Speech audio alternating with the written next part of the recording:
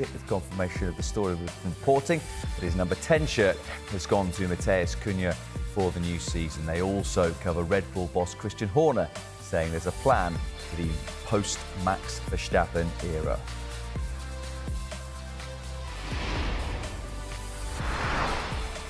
But we will start with the story that features prominently in the Telegraph, who are reporting that the Liverpool squad will travel to Portugal and attend the funeral of their teammate Diogo Jota. Mark, we heard, or we saw, I suppose, a lot of statements on social media yesterday of those who know Diogo Jota paying tribute to him. What we saw on Friday, I guess, is the impact it has. You're there for the Club World Cup, Al Hilal playing on Friday evening, and you've seen the likes of Ruben Neves and Joao Cancelo, who played with him. Well, Ruben Neves, both club and country, but Cancelo for country, visibly emotional. This is what it means to two people who obviously knew him incredibly well. Yeah, and obviously on Saturday we've got Trent Alexander-Arnold, who was very close to Jota playing for Real Madrid, and it's just unspeakable, isn't it? I don't think any of us can find words for what's happened the last 48 hours, and you know, when the Liverpool players meet up tomorrow to fly to Portugal, I mean, they may fly tonight, I'm not sure what the timings are, but it'll be the first time they've seen each other since the end of last season, and they'll all come together earlier than they expected for this absolute tragedy. And, you know, they'll all want to be there. They're a very close-knit squad at Liverpool. And I just want to also say as well, you know, the players have been really hit by this, but also members of staff at the club who were very close to Jota as well, again, have found it very difficult. It's fans, it's players, it's the ordinary people that worked at Liverpool that saw him as a very normal, very kind of down-to-earth lad, not just a footballer, it's just someone that they would recognise as being normal. So it's hit everybody, and obviously the situation as well with the fact that, you know, that his marriage recently, his young children, it's just an absolute tragedy. He has so much to live for, and the players who all spoke so highly of him have got to gather tomorrow for what's just going to be an awful event in Portugal, really, the funeral of a young player who should be reporting back for pre-season training on Monday, but unfortunately this situation is as it is. For the player and for the club, Ian, it seems to me that the contrast, which feels so tragic, as just touched on, within the last month, he's won a Premier League title with his club, he's won the Nations League with his country, he's got married, and now all of that is gone within such a short space of time, and that the ecstasy and that joy to change to this so quickly is just so difficult to comprehend. Yeah, and I think one of the things that this story speaks to is the closeness and the bond that develops between teams of sportsmen and sportswomen. These guys are more than just work colleagues. They work together every day, but they travel together, they eat together, they even room together. On some occasions, they spend time on buses, on planes, in dressing rooms, on training grounds. A lot of the foreign guys spend a lot of time with each other away from the club as well, because obviously they don't have such a wide social circle.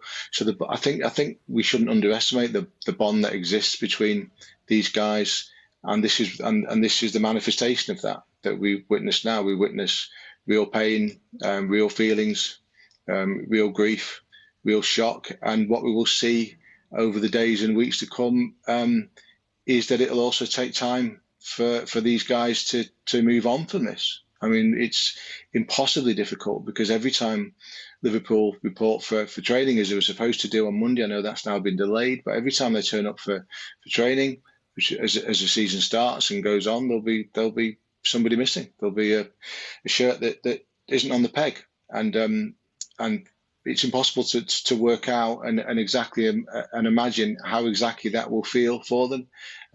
Football is a very modern sport these days, so these players will get all the help that they need psychologically and emotionally. They'll be given the time.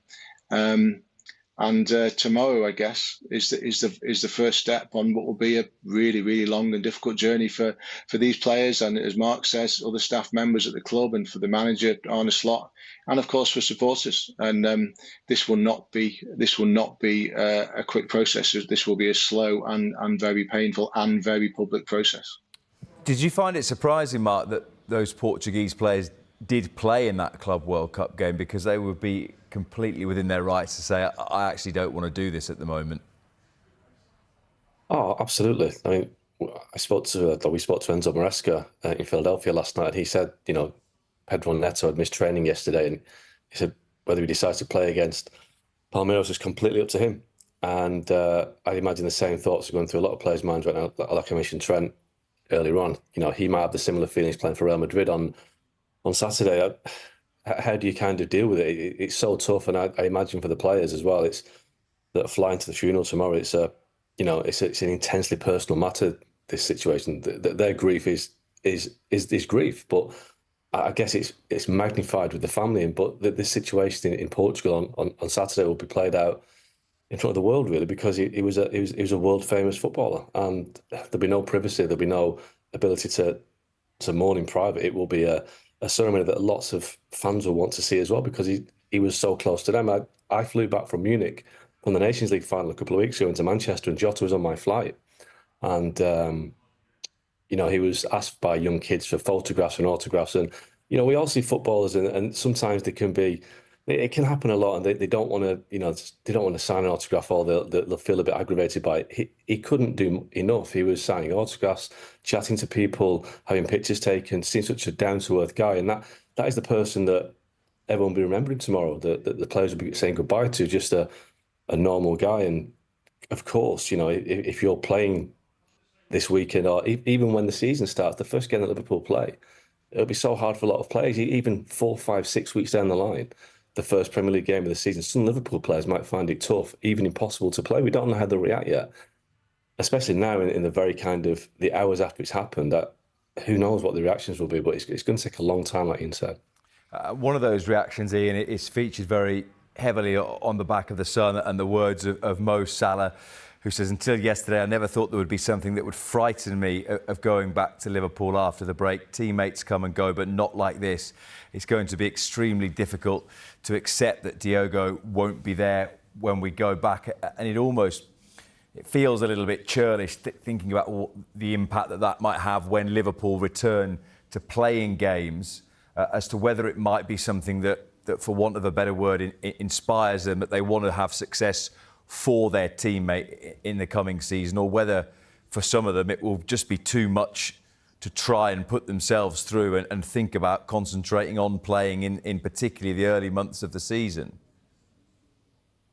I mean, they will do it because they're professional, and footballers tend to be, the majority, incredibly strong mentally. They will do it. They will find a way to do it. They will almost see it as a duty and obligation to Diogo to do it. So they will do it. But those words from Mo Salah are very, very powerful indeed. And something that struck me when Mark was just talking there was, you've got to remember that these guys are very young. They're young men. I mean, Salah himself is only 33. He's relatively young, and he's one of the older members of that squad. But there'll be players in that squad who will be experiencing this kind of loss and grief for the very first time because of their age, and that will add another layer of difficulty and complexity to it as they try to comprehend it. When Salah talks there about being scared to come back for pre-season training, I can only imagine what he means is that these guys are incredibly fit athletes. Okay, they're incredibly powerful, strong guys in the prime years of their lives, and to a degree, there's a level of invincibility that is felt by sportsmen and women when they're at the peak of their powers because of the incredible physical condition that they get themselves into, and indeed the mental strength that they have that I've already referenced. And this type of event pierces that and can shatter that. So when someone like Salah talks about being scared to come back, I'd imagine that is what he means, because not only will he be in the early stages of mourning the loss of a friend and a teammate, it will also be, I'm sure, on an almost subconscious level, be forcing him to ask questions of his own mortality in many ways, because events like this make us all stop and think and realise how vulnerable every single one of us really is.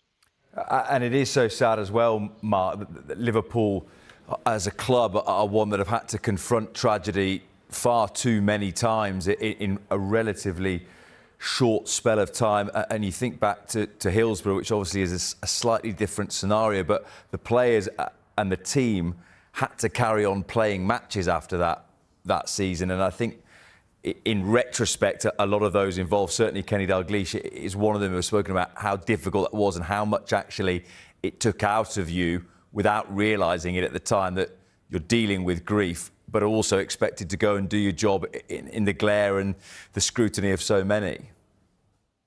Oh yeah, you speak to any of the players involved at the team at Hillsborough who went to so many funerals, that I think that the squad represented every funeral. They're still affected by it now, you know, almost 40 years on, and whatever happens at the funeral this weekend, the players will be affected by it forever. You know, there's no doubt about that. And there'll be moments next season and beyond, trigger moments, where the fans will sing Jota's name inevitably at every game, and it will cause flashbacks and moments and sadness and joy and all sorts of emotions which will never go away. This will never ever go away for Liverpool. You know, a player in the prime of his career, the prime of his life, just gone. It's impossible for it to go away. And I can't think of a similar sporting tragedy like this, you know, that's affected a player for a long time. You know, there have been players that have lost their life. I mean, Laurie Cunningham was an example in the early 80s at you know, Real Madrid player. And there have been others that, you know, Jose Antonio Reyes, who played for Arsenal. But, you know, Jota's in the peak of his career, and he was a guy that everyone saw on their screens every week, doing stuff that super athletes do. So that's why it's so hard to comprehend. And next season and beyond, the Liverpool players, you know, Andy Robertson's tribute the other day was very heartfelt. That they will feel this forever, and it's just not going to go away quickly. As you would expect, it is something that has brought the football community together. There was a big picture of Diogo Jota as Oasis begin their comeback tour, a picture of Jota on one of the big screens in Cardiff. Daniel Taylor of The Athletic tweeting that, with Oasis in Cardiff tonight. And it was just before the song Live Forever was played, and I'm sure that funeral will be an incredibly emotional and difficult watch in Portugal on Saturday. We're going to take a quick break. When we come back, we'll have a look at some of the other sports stories in the morning's newspapers. The later version of The Telegraph has reached us that they have made Emma Raducanu's Wimbledon exit their lead. We'll look at a valiant effort from the British #1 next. And as promised, we'll also take a look at the story surrounding Marcus Rashford and 4 big-name teammates all looking for a way out of Manchester United.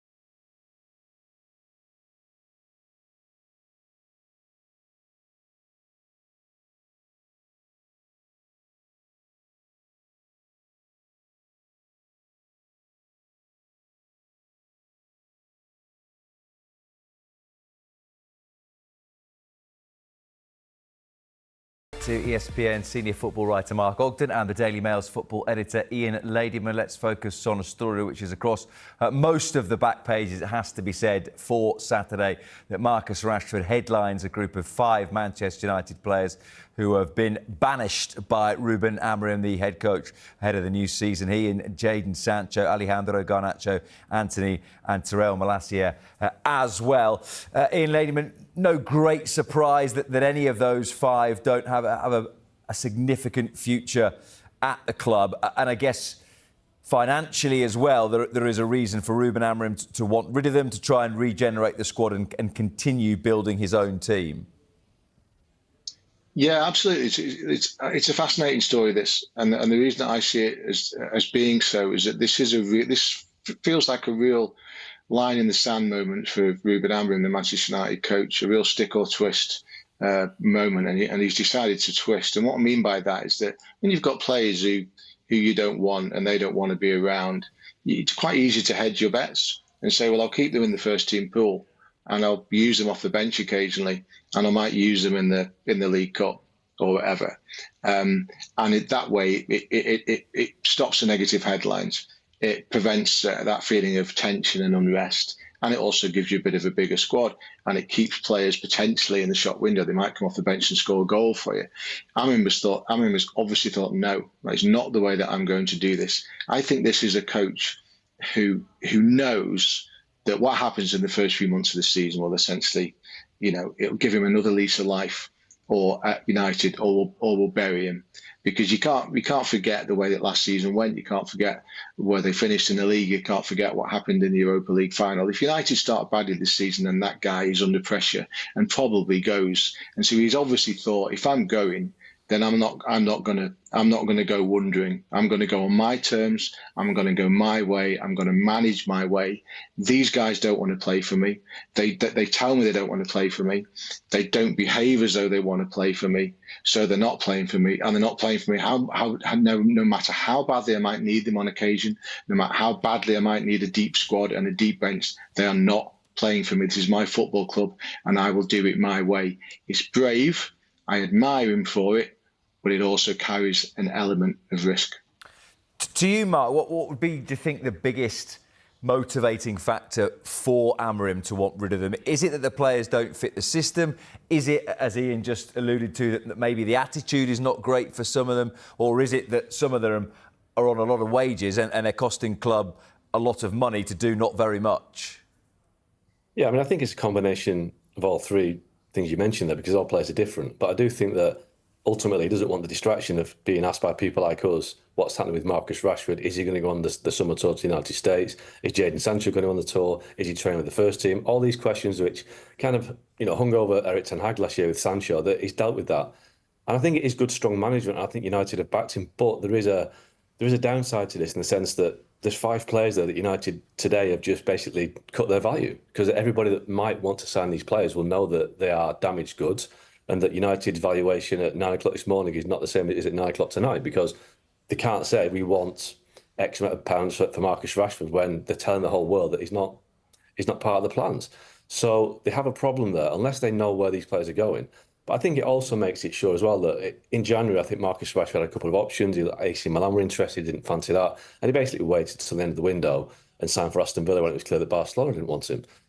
Will Marcus Rashford be prepared to wait as long again when he knows that he's not going to kick a ball again for Man United? It might force the issue, but still, I do think that United need to back this up now by getting rid of these players quickly. Otherwise, they'll have a problem in August, late August, when they're still in the books, they're still paying the wages, and they can't get rid of them. So they need to move them on fast to prevent it becoming a distraction, which they've done this to avoid it becoming a distraction.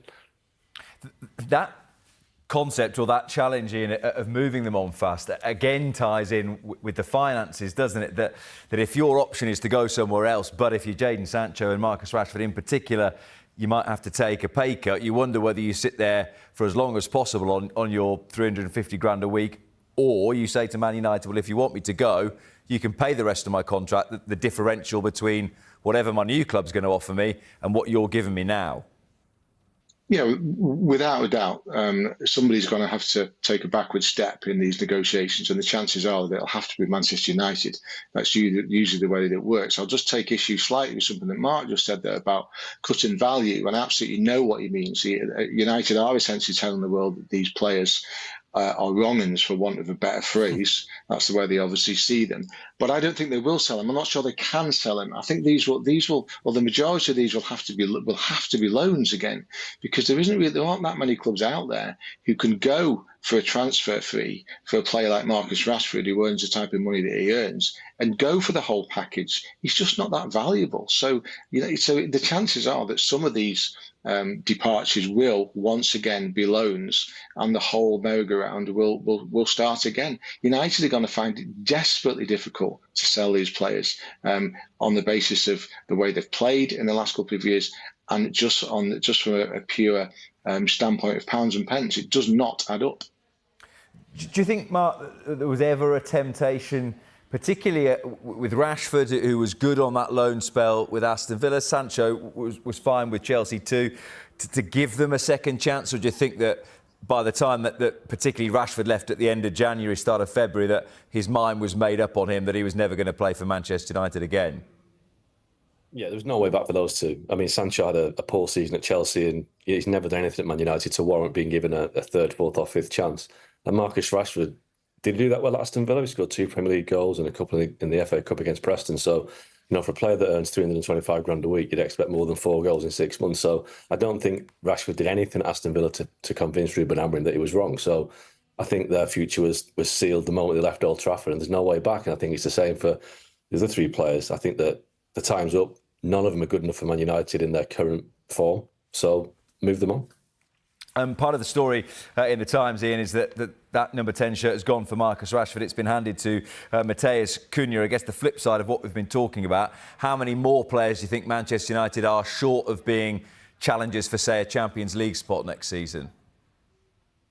Goodness me, I mean, anybody that you run into down your local will tell you that they need a centre forward, a world-class holding midfield player, a goalkeeper, another centre half, and a wide player. Good. And a wide player. Is that enough? Everything's looking fine then. Do you want me to go on? And look, Cunha is a fine signing in that he's a fine player. However, at the moment, it does feel a little bit like dropping a goldfish into a pond full of sharks and telling him to swim and make the difference, because one player ain't going to change that team on his own. Okay, so Cunha is a start. He's a start. That's what he is. But he's the first piece in a massive jigsaw puzzle, and there's an awful lot of pieces to put in that puzzle between now and the middle of August. That's a rousing rallying cry for Manchester United fans to start the new season. There's the reality there. It is late on a Friday. Let's finish, Mark, with a bit of Wimbledon and the end of the line for Emma Raducanu, beaten by the top seed Arina Sabalenka, but not before giving an encouraging account of herself. Absolutely. I mean, at the end of the day, she lost in straight sets, but it was the world number 1. She gave it a really good fight, and I was watching this downstairs in the hotel in Philadelphia, and people were stood there watching. It was generating excitement because they thought there was a shock on, and a couple of times it looked like there was. She had a big lead in both sets and didn't hold on to it. But I think it's definitely promising in the sense that she's had her problems over the years. To go so close against the world number 1 is positive for the future. So it was a good night for Raducanu, apart from the result. Yeah, just very, very briefly, a big day for the Lionesses, Ian Ladyman, as they start their Euros campaign. What chance of retaining their title? Well, it's desperately difficult, isn't it? They've not been consistently convincing, really, ever since they thrilled us a few years ago at Wembley. So it's a big challenge for Serena and the Lionesses. If I had to put money on it, I'd say no. It's a very difficult job to win away from home. But I'm sure, and there've been some big calls made before the tournament starts. I mean, the Mary Earps thing, I think, is still kind of resonating around the world of women's football to a degree. So we wish them well, but the challenge ahead of them is vast, I would say. Gentlemen, thank you very much indeed. If you missed any of the show, there is always the chance to catch up with Back Pages tonight at hour. And the show is also available as a podcast. Just download Back Pages on Apple, Spotify, or wherever you get your podcasts. On the way with us on Sky Sports News, we'll round up all the day's transfer news. A 6-time Premier League champion, Kyle Walker, is heading back to the Premier League and newly promoted Burnley.